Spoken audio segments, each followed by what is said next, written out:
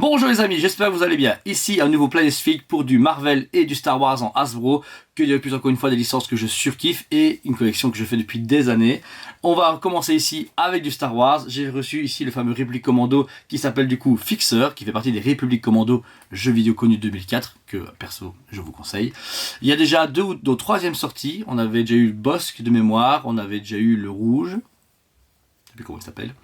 Et on a du coup ici Fixer, le quatrième sortira dans les prochaines semaines, le temps qu'il arrive.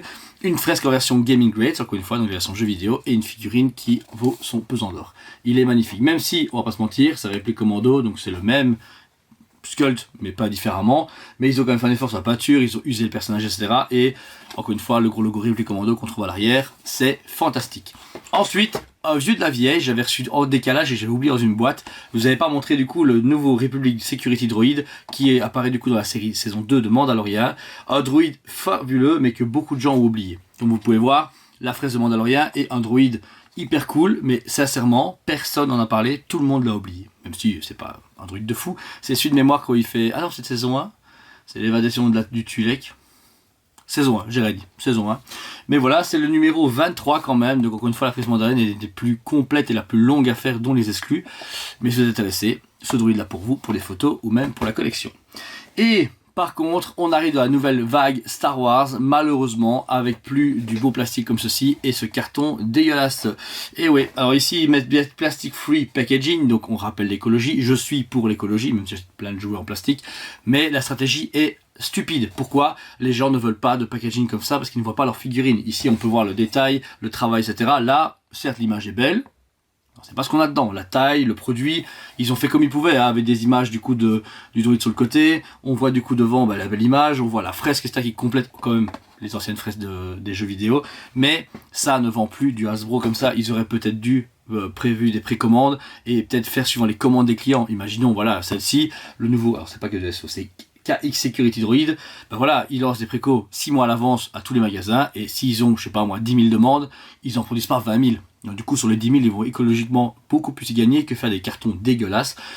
Mais bon, on fera pas le monde, c'est, j'espère, temporaire. Je souligne vraiment l'importance de packaging free, donc du coup de la version écologique, mais pour les collectionneurs et les acheteurs, ça freine l'achat et ça va du coup finalement traîner et être soldé si ça marche pas. Même si celui-là, je vous le conseille, il est super beau, de ce que je peux deviner avec la photo.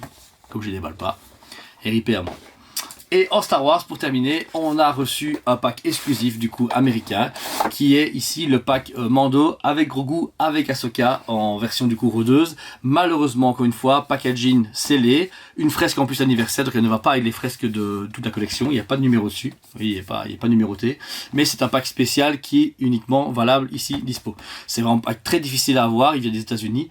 Et on y retrouve du coup la Ahsoka qu'on a déjà eu mais sans la cape, donc vous avez une cape en tissu, ainsi du coup qu'un gros goût différent, et le Mandalorian full armure mais en version saison 2. C'est bien, mais c'est vraiment ciblé pour les gros collectionneurs ou les complétistes de Mandalorian et ou de Star Wars. On va dire à la base, Mando vous le trouvez tout seul, Ahsoka toute seule, encore dispo dans le magasin, donc c'est pas un truc de fou, mais avec quelques éléments et le fait que c'est un packaging exclu, vous savez très bien, ça fait péter le prix et péter la demande, on connaît Star Wars pour ça.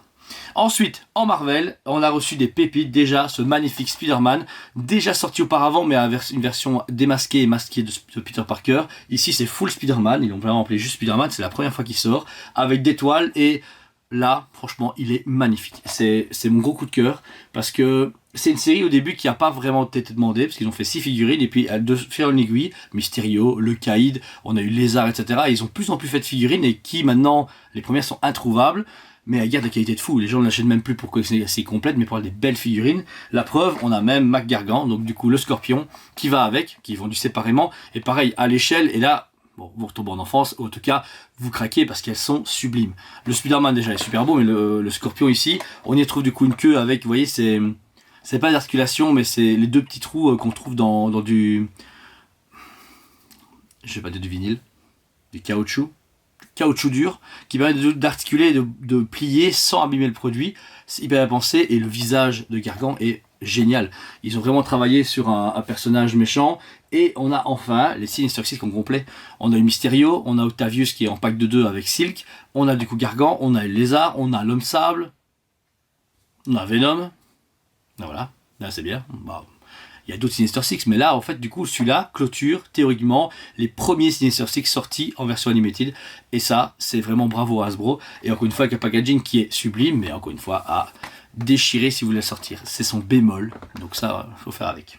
Ensuite toujours cette gamme là, bon là je vous avoue que c'est vraiment pour les fans, le Spider-Man du coup, alors je sais même pas comment ils l'appellent, ils appellent ça comment? Bombastic Batman, ouais, Monsieur Mac, Monsieur Sack, ok.